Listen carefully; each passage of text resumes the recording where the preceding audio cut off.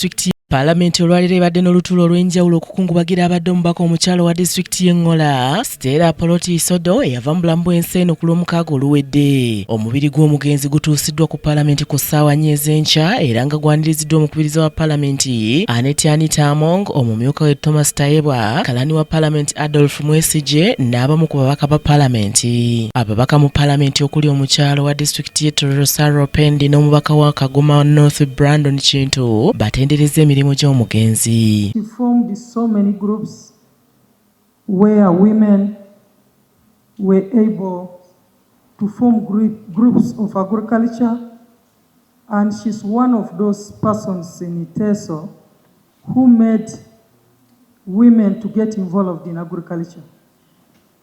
And so many people got to know that agriculture was not just going to the garden. Peace builder. Sometimes when people see honorable members quiet, seated behind, they think they don't have what to say. But sometimes they sit because they want to listen more. Because it's not that everybody has to speak. But when you have a conversation with Honorable Isodo, you really see an intelligent woman, somebody very humble and feared the Lord. And we will really miss her. Humility is not stupidity.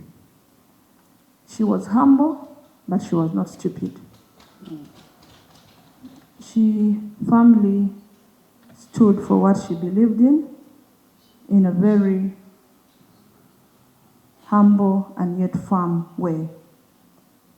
To her daughter, Betty Ethel Nalima ayogedde ku mugenzi Apolot nga abadde omulwanirizi w'eddembe ly'abakyala.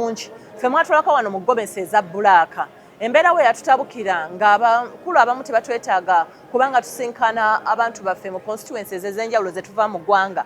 Abakyala mwatula bano nga twambadde gomesi za black era nga twogera ku nsonga eyo era ffe be baakwata ne batusiba ku CPS ne tuba nga tulwandirira bwenkanya. Honorable Isodo yali omu ku abo be batukwata nabo.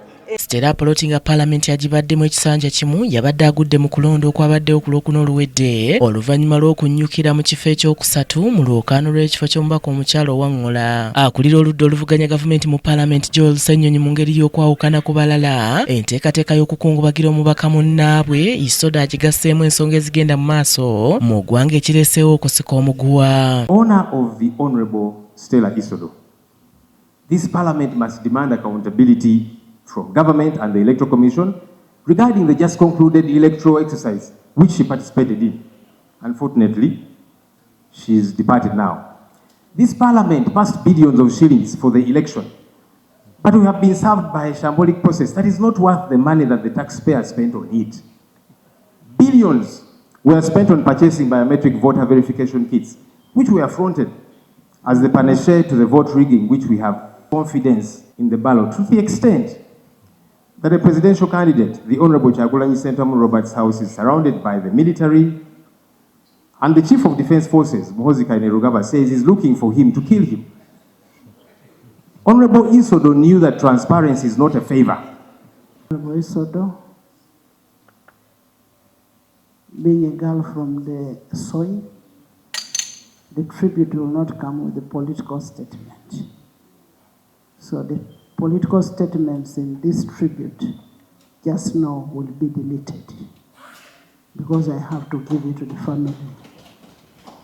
I have a responsibility as one of the girls from the region. Omubaka ono Stalla Apolot Isodo awezezza omuwendo gw'ababaka 8 abafudde mu Palamenti eno ey'e11. Ssebugenyi Joseph yakusakidde eggulire lino ku Racket TV amalindirire.